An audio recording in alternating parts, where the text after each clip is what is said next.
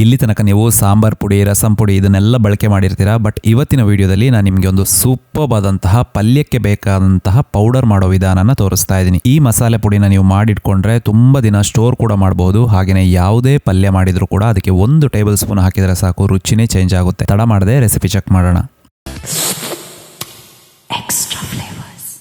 ಮೊದಲಿಗೆ ಇಲ್ಲಿ ನೋಡಿ, ಒಂದು 3 ಟೇಬಲ್ ಸ್ಪೂನ್ ಅಷ್ಟು ನಾನು ಉದ್ದಿನ ಬೇಳೆ ತಗೊಂಡಿದ್ದೀನಿ. ಅದರ ಜೊತೆಗೆ 3 ಟೇಬಲ್ ಸ್ಪೂನ್ ಅಷ್ಟು ಕಡಲೆಬೇಳೆ, ಎರಡೂ ಕೂಡ ಈಕ್ವಲ್ ಅಮೌಂಟ್ ಅಲ್ಲಿ ತಗೋಬೇಕು.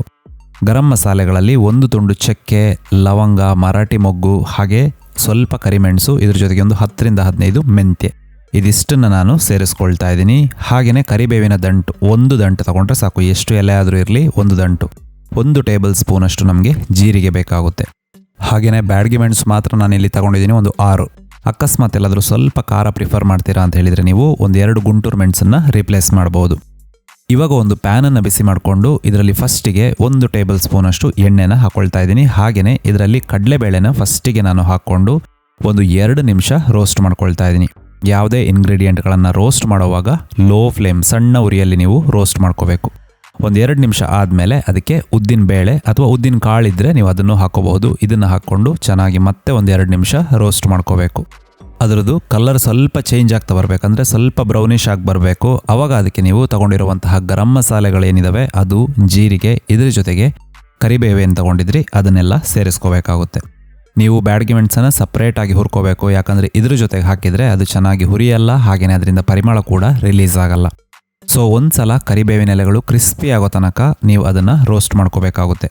ಇಲ್ಲಿ ನೀವು ನೋಡ್ತಾ ಇದ್ದೀರಾ, ಅದರದ್ದು ಕಲರ್ ಕಂಪ್ಲೀಟ್ ಆಗಿ ಚೇಂಜ್ ಆಗಿದೆ.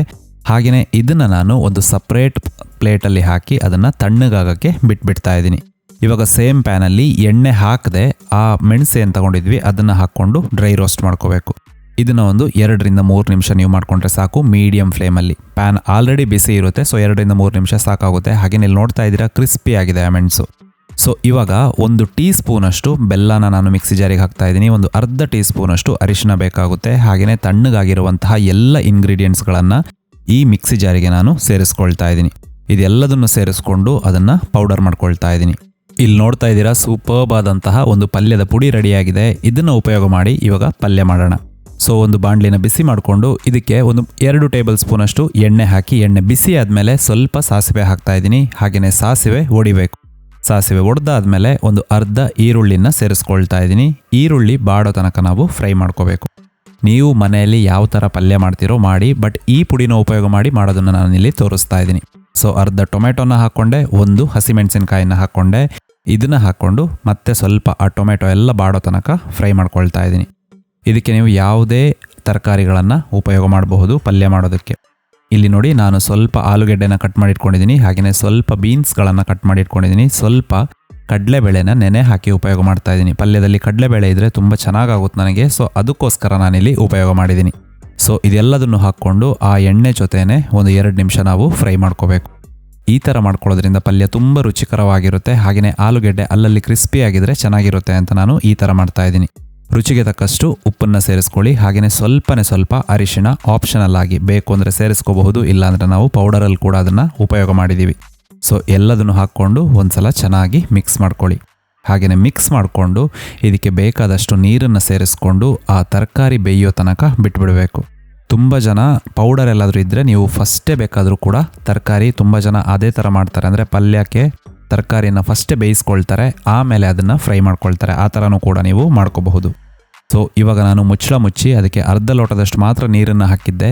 ಸೊ ತರಕಾರಿ ಇವಾಗ ಬೆಂದಿದೆ. ಬೆಂದ ಮೇಲೆ ನಾವು ಮಾಡಿರುವಂತಹ ಪೌಡರ್ ಏನಿದೆ ಅದರಲ್ಲಿ 1 ಟೀ ಸ್ಪೂನ್ ಅಷ್ಟು ಮಾತ್ರ ನಾನಿಲ್ಲಿ ಹಾಕ್ಕೊಳ್ತಾ ಇದ್ದೀನಿ. ಯಾಕಂದರೆ ತರಕಾರಿ ನಾನು ಸ್ವಲ್ಪ ಉಪಯೋಗ ಮಾಡಿರುವಂಥದ್ದು. ಇಲ್ಲಿ ಒಂದು ಇಬ್ಬರಿಗಾಗುವಷ್ಟು ಪಲ್ಯ ಮಾತ್ರ ನಾನಿಲ್ಲಿ ಮಾಡಿ ತೋರಿಸ್ತಾ ಇದ್ದೀನಿ.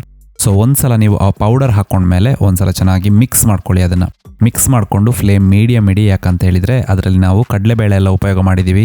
ಸೊ ತಳತಾಗಬಾರ್ದು ಅಂದರೆ ಮೀಡಿಯಮ್ ಫ್ಲೇಮಲ್ಲಿ ಇರಬೇಕು. ಇದಕ್ಕೆ ಕೊನೆಯದಾಗಿ ಸ್ವಲ್ಪ ತೆಂಗಿನ ತುರಿನ ನಾನಿಲ್ಲಿ ಹಾಕ್ಕೊಳ್ತಾ ಇದ್ದೀನಿ. ಯಾವುದೇ ಪಲ್ಯ ಅಂದರೆ ತೆಂಗಿನ ತುರಿ ಅಥವಾ ಒಣ ಕೊಬ್ಬರಿ ಕೂಡ ನೀವು ಸೇರಿಸ್ಕೋಬಹುದು. ಸೊ ಅದನ್ನು ಹಾಕ್ಕೊಂಡು ಇಲ್ಲಿ ನೋಡ್ತಾ ಇದ್ದೀರಾ ಎಷ್ಟು ಸೂಪರ್ಬ್ ಆಗಿ, ಹಾಗೆಯೇ ಎಷ್ಟು ಟೆಂಪ್ಟಿಂಗ್ ಆಗಿ ಆ ಪಲ್ಯ ಕಾಣ್ತಾ ಇದೆ ಅಂತ.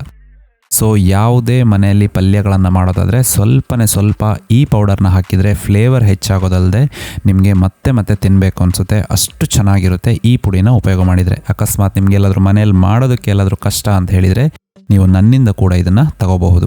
ನಾನಿಲ್ಲಿ ನಂಬರ್ ಕೊಟ್ಟಿರ್ತೀನಿ, ಅದರಲ್ಲಿ ನೀವು ಪರ್ಚೇಸ್ ಮಾಡ್ಬೋದು, ಇಲ್ಲ ನನ್ನ ವೆಬ್ಸೈಟಲ್ಲಿ ಕೂಡ ನೀವು ಪರ್ಚೇಸ್ ಮಾಡ್ಬೋದು.